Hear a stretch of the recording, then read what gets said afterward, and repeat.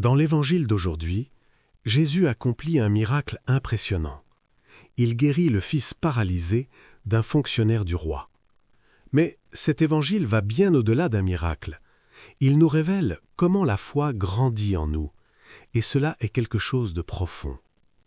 Jésus est à Cana, en Galilée, le même endroit où il a accompli son premier signe en transformant l'eau en vin.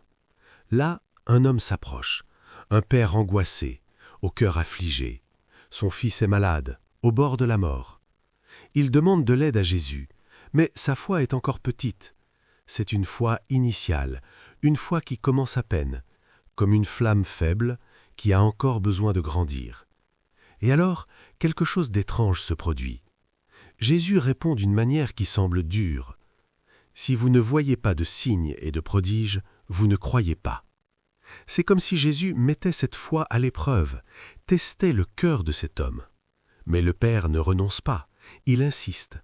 Il s'écrie « Seigneur, descends avant que mon enfant ne meure. » Et à ce moment-là, quelque chose change. Jésus dit seulement une phrase « Va, ton fils vit. » Et l'Évangile nous dit quelque chose de décisif. Il crut à la parole de Jésus. Ici se produit le deuxième stade de la foi. Ce n'est plus une foi basée seulement sur les signes, mais une foi en la parole.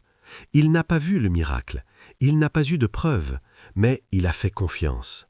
Et en retournant chez lui, ses serviteurs viennent à sa rencontre. « Ton fils vit. » Et lorsqu'il demande l'heure, c'était exactement le moment où Jésus avait parlé. Et alors, l'Évangile conclut, lui et toute sa famille embrassèrent la foi. Regarde le chemin. D'abord, une petite foi. Ensuite, une foi qui fait confiance à la parole.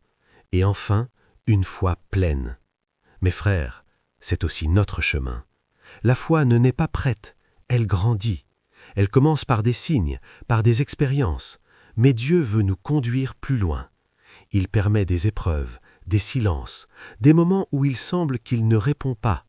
Mais tout cela a un but, purifier notre foi, pour que nous cessions de dépendre des signes et que nous commencions à faire confiance seulement à la parole de Dieu.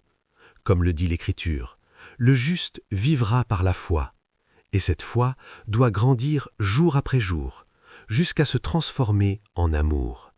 Car rien n'est plus uni que la foi et la charité.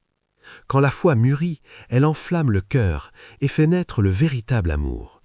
C'est pourquoi, en ce temps de carême, demande à Dieu « Seigneur, augmente ma foi », qu'il transforme une foi faible en une foi forte et une foi forte en un amour ardent. Que Dieu te bénisse.